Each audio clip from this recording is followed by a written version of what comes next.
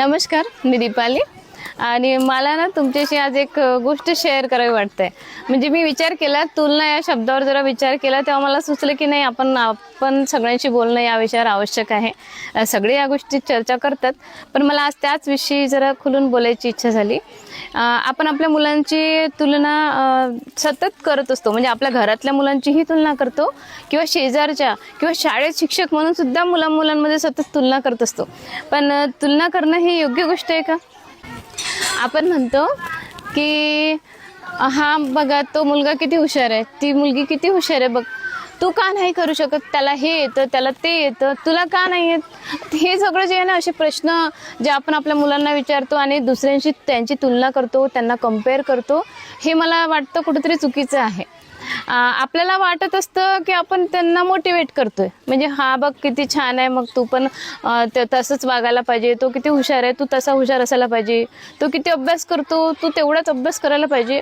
प्रत्येकाची कॅपॅसिटी वेगळी असते, त्यामुळे आपण कुणाची तुलना करू शकत नाही। आणि पण आपला गैरसमज काय माहिती आहे, पालक म्हणून आणि शिक्षक म्हणून आपला गैरसमज असा आहे की आपल्याला हे जी तुलना जी आहे ती आपल्याला मोटिवेशन वाटतं, पण खरं तर याचा उलट परिणाम मुलांवर जाणवतो। खरं तर हे जे शब्द आहेत, तुलना जे करतो आपण मुलांची एकमेकांशी, घरातल्या मुलांची पण तुलना आपण करतो आणि शेजारचे किंवा वर्गातले एकमेकांशी त्यांची तुलना करत असतो। या शब्दांनी जसं मगाशी मी म्हटलं की मोटिवेट करतोय, हे चुकीचं आहे। खरं तर या शब्दांनी त्यांच्या मनावर हळूहळू जखमा तयार होतात आणि त्यांचा आत्मविश्वास कमी होत जातो। आजची मुलं आजच्या या आधुनिक जगातील, एवढ्या धावत्या जगातील जी मुलं आहेत ते अगदी खूप गोष्टी सहन करत असतात। त्यांना अभ्यासाचा ताण असतो, स्पर्धेचा दबाव असतो, कारण आजचं युग अतिशय स्पर्धेचं युग आहे आणि परफेक्ट होण्याची सततची अपेक्षा असते। ही परफेक्ट असण्याची अपेक्षा जी आहे ना, ती पालकांकडूनही असते, तीच अपेक्षा शिक्षकांकडूनही असते। सगळं जग समाज सगळं परफेक्शनची अपेक्षा ठेवून असतं आपल्या छोट्या छोट्या निरागस मुलांकडून। हे सगळं त्यांच्या छोट्याशा मनावर खूप मोठं ओझं बनतं।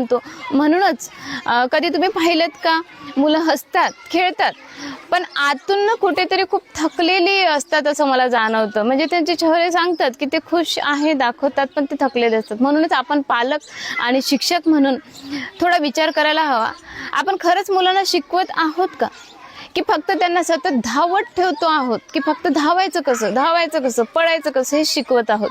त्यांना स्थिर व्हायला, त्यांचं मन स्थिर झालं तर ते मनाने पक्के होतील, पण आपण नकळत त्यांना खचवतोय असं मला वाटतं। शिक्षण नक्कीच महत्त्वाचं आहे, पण त्याहूनही महत्त्वाचं आहे मुलांचं मन समजून घेणं। जर आपण खरंच त्यांच्या आयुष्यात बदल घडवायचा, आपल्याला जर त्यांच्या आयुष्यामध्ये बदल घडवायचा असेल तर काही छोट्या गोष्टी आपण सगळेजण लक्षात ठेवूया, पालक म्हणून आणि शिक्षक म्हणून, एकंदर समाजातलं जे परिसरातले सगळे लोक आहेत, आपण सगळे नाते, ते सगळे मिळून आपण एक गोष्ट लक्षात ठेवूया, त्यांचं ताण कमी करूया। अपेक्षा ठेवण्यापेक्षा आपण त्यांचं मन समजून घेऊया आणि तुलना तर पूर्णपणे टाळूया, कारण तुलनेने मुलं खरंच खचतात असं मला अनुभव आलेला आहे। कारण प्रत्येक मूल वेगळं असतं, प्रत्येक मूल खास असतं आणि प्रत्येक मुलामध्ये काहीतरी वेगळंपण असतं, ते आपण शोधून त्याला जपण्याचा प्रयत्न करावा। आणि हो, त्यांच्या आयुष्यात एक अभ्यासच नाही आहे बरं का, फक्त खेळ आहे, कला आहे, पुन्हा मनमोकळा संवाद आहे, यांनाही आपण तितकंच महत्त्व द्यायला हवं। आजच्या युगात माहिती आहे का, निरीक्षणातून मला लक्षात आलं की फक्त अभ्यास आहे की अभ्यासच जास्त महत्त्व आलेलं आहे, पण बाकी गोष्टींनाही महत्त्व द्यावं, कारण की जेणेकरून त्यांच्यामध्ये जे असलेले गुणकौशल्य आहे तेही सर्वांना दिसून येईल आणि त्यामध्ये ते मुलं आयुष्यात यश मिळवू शकतात।